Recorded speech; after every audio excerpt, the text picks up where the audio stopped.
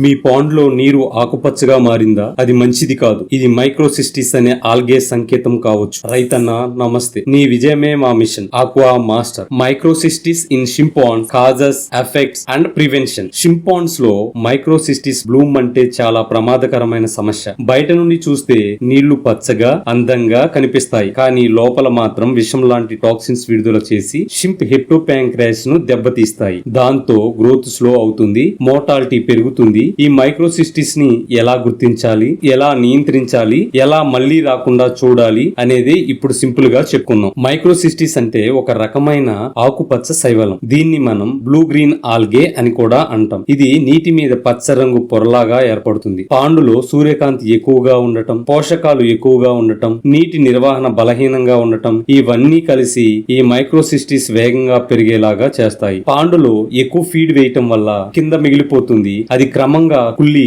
Ammonia పెంచుతుంది. నీటి మార్పు తక్కువగా ఉంటే, ఏరేషన్ బలహీనంగా ఉంటే పాండులో కింది భాగం చెడిపోతుంది. అక్కడ ఆక్సిజన్ ఉండదు. అదే క్రమంలో వేడిగా ఉన్న వాతావరణం మైక్రోసిస్టిస్ ను ఇంకా పెంచేస్తుంది. అంటే పాండులో వేస్ట్ మరియు హీట్ ఉన్నప్పుడు మైక్రోసిస్టిస్ ఒకేసారి పుంజుకుంటుంది. మైక్రోసిస్టిస్ ఉన్న పాండు ఎలా ఉంటుంది? నీళ్ల రంగు ముదురు పచ్చగా ఉంటుంది. నీటిని కొంచెం కదిలిస్తే పచ్చ మురుగు లాంటి పొర పైకి తేలొస్తుంది. పాండులో చెడు వాసన వస్తుంది. రాత్రి నుండి ఉదయం వరకు డివో స్థాయి చాలా తగ్గిపోతుంది.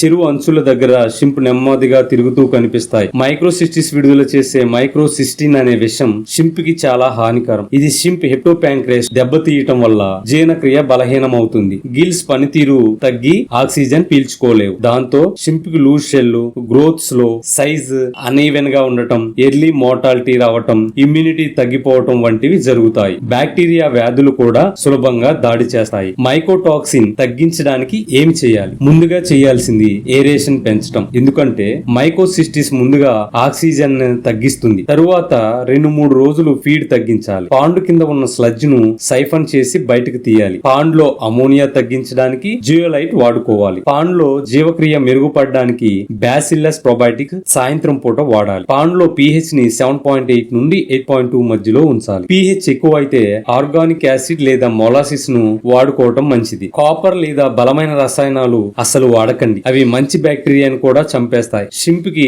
స్ట్రెస్ పెరుగుతుంది. ఇది రాకుండా ఉండడానికి ప్రతిరోజు పాండ్ మేనేజ్మెంట్ చాలా ముఖ్యం. ఫీడ్ ట్రేలను చూసి ఫీడ్ అడ్జస్ట్ చేసుకోవాలి. డార్క్ గ్రీన్ అయితే వెంటనే జాగ్రత్తలు ప్రారంభించాలి. మైక్రోసిస్టిస్ సాధారణ సమస్య అయినప్పటికీ సరైన పాండు నిర్వహణ చేస్తే దీన్ని పూర్తిగా నియంత్రించవచ్చు. ఆరోగ్యమైన పాండు అంటే ఆరోగ్యమైన షింప్. అలానే లాభం కూడా పెరుగుతుంది. తెలివిగా పెంచండి, సురక్షితంగా పెంచండి, లాభం ఆటోమేటిక్ గా వస్తుంది. ఈ వీడియో నచ్చితే లైక్ చేయండి, మీ అభిప్రాయాలను కామెంట్ చేయండి, మన ఆక్వా ఫ్రెండ్స్ కి షేర్ చేయండి. రైతన్న ఆక్వా మాస్టర్ ని సబ్స్క్రైబ్ చేసి ఇప్పటి నుంచి ఫాలో అవ్వండి. Thank you for watching.